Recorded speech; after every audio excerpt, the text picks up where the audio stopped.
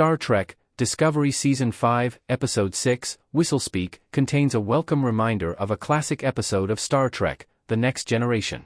Discovery Season 5 is a sequel to TNG Season 6, Episode 20, The Chase, and so connections to the iconic Star Trek show are expected. Discovery Season 5, Episode 6, written by Kenneth Lin and Brandon Schultz, and directed by Chris Byrne, is a reminder of a completely different TNG episode, however. In Whistlespeak, Captain Michael Burnham, Sonequa Martin Green, and Lieutenant Sylvia Tilly, Mary Wiseman, visit the pre-warp planet of Halem No, where Burnham's forced to break the Prime Directive. While the story of a pre-warp society forming a religion around failing technology is a well-worn Star Trek trope now, Star Trek, Discovery Season 5, Episode 6 makes a good stab at bringing something new to the table. One of the most interesting aspects of Whistlespeak is the titular language spoken by the Halem Knights. At the start of the episode, Burnham explains to Tilly that the Halem Knights have two languages, a phonetic language for day-to-day interactions, and Whistlespeak for communication across distances. This completely alien language is a reminder of Star Trek, The Next Generation Season 5, Episode 2, Darmok. How Star Trek, Discovery Season 5, Episode 6 recalls TNG's Darmok. In Star Trek, The Next Generation Season 5, Episode 2, Darmok, Captain Jean-Luc Picard, Patrick Stewart, is stranded on an alien world with a Tamarian captain whose complex language of metaphors is incompatible with the universal translator. It's only through unpicking the alien language of Captain Dathan, Paul Winfield, that Picard can find a way off the planet.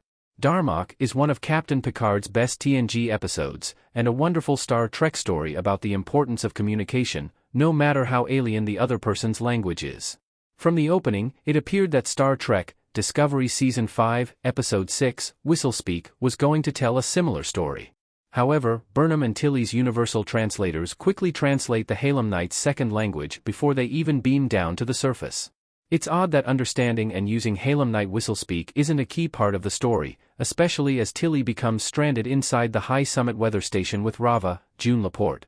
Despite this great distance, Burnham doesn't deploy any Whistlespeak to help Rava and Tilly with their predicament, instead opting to beam directly into the weather station's control room. Why Discovery Season 5, Episode 6 didn't do more with Whistlespeak? Mary Wiseman and Sonequa Martin Green as Tilly and Burnham in Star Trek, Discovery Season 5 custom image by Mark Donaldson. Star Trek's Tamarian's unique language of metaphors was certainly easier to write in the script for Star Trek, The Next Generation's Darmok. Lines like Darmok and Jalad at Tanagra are more poetic and enigmatic than increasingly complicated whistling. It's likely for this reason that Star Trek, Discovery Season 5, Episode 6 abandoned Whistlespeak almost immediately, barring the coda at the end of the episode.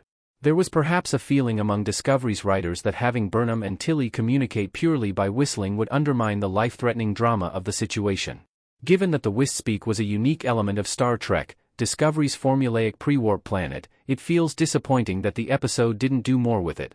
Burnham could have saved herself from breaking the Prime Directive by using Whistlespeak to communicate some means to stop the weather tower from suffocating Rava and Tilly to death. Instead, Whistlespeak opted for an abrupt conclusion that just beamed Burnham into the heart of the action to save the day. However, given that Star Trek, The Next Generation's Darmok is an unimpeachable classic, it may have been wise for Star Trek, Discovery to avoid remaking it.